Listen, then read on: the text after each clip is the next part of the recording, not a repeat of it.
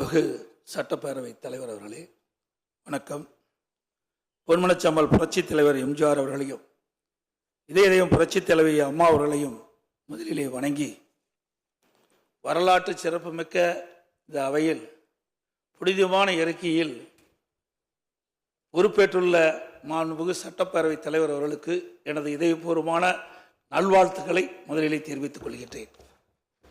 அதேபோல பேரவை துணைத் தலைவராக தேர்ந்தெடுக்கப்பட்டுள்ள அவர்களுக்கும் என்னுடைய வாழ்த்துக்களை தெரிவித்துக் கொள்கின்றேன். ஏனென்று சொன்னால், சட்டப்பேரவை தலைவர்களையும் துணைத் தலைவர்களும் பெயர் குறிப்பிடக்கூடாது என்பது மரபு இருக்கின்ற காரணத்தினாலே நான் பெயரை குறிப்பிடவில்லை.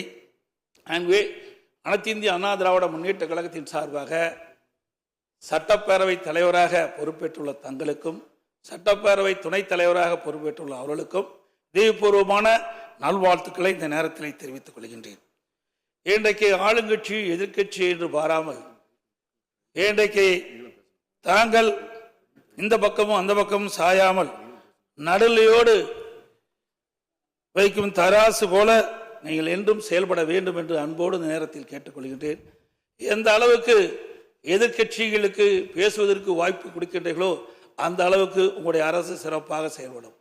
ஏனென்றால் மக்களுடைய பிரச்சனையை எடுத்து வைப்பது எதிர்கட்சியினுடைய கடமை. ஆகவே எதிர்கட்சியினுடைய கடமை சிறப்பாக செயல்படுவதற்கு அனைத்து எதிர்கட்சிகளுக்கும் முழுமையான நேரத்தை ஒதுக்கி கொடுக்க வேண்டும் என்று அன்போடு இந்த நேரத்தில் கேட்டுக்கொள்கின்றேன். நீங்கள் ஏற்கனவே அனைத்து இந்திய அண்ணா திராவிட முன்னேற்ற கழகம் பொன்மனச்சம்மல் புரட்சித் தலைவர் எம்ஜிஆருடைய ஆட்சி காலத்திலே நீங்கள் சட்டமன்ற உறுப்பினராக இருந்து பணியாற்றியவர்கள்.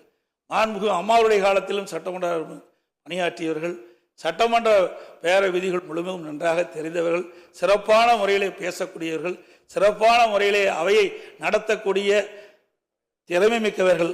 ஆகவே அப்படிப்பட்ட ஒரு அற்புதமான ஒரு நிகழ்த்தக்கூடியவர்களுக்கு ஒரு நல்ல வாய்ப்பை நீங்கள் பெற்றிருக்கிறீர்கள். இந்த புனிதமான ஆசனத்திலே அமர்ந்திருக்கின்றவர்கள் எங்களுக்கும் அனைத்து இந்திய அண்ணா திராவிட முன்னேற்ற கழகம் மட்டுமல்ல, அனைத்து எதிர்கட்சிகளுக்கும் போதுமான நேரத்தை ஒதுக்கி கொடுத்து மக்களுடைய பிரச்சனையை அரசுடைய கவனத்துக்கு எடுத்து செல்வதற்கு நீங்கள் நல்ல வாய்ப்பை தர வேண்டும் என்று இந்த நேரத்தில் தெரிவித்து, மாண்புமிகு முதலமைச்சராக பொறுப்பேற்றுள்ள மாண்புமிகு முதலமைச்சர் அவர்களுக்கும் எனக்கு இதயபூர்வமான நல்வாழ்த்துக்களை இந்த நேரத்தில் தெரிவித்துக் கொள்கின்றேன்.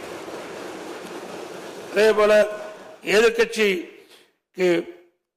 எதிர்கட்சி தலைவராக பொறுப்பேற்றுக்கிடும் தங்களுக்கும் மாண்புமிகு அமைச்சர் பெருமக்களுக்கும் இங்கே வெற்றி பெற்று தேர்ந்தெடுக்கப்பட்டிருக்கிற அனைத்து சட்டமன்ற உறுப்பினர்களும் எனது மனமார்ந்த நன்றி தெரிவித்து விடைபெறுகின்றேன். நன்றி, வணக்கம்.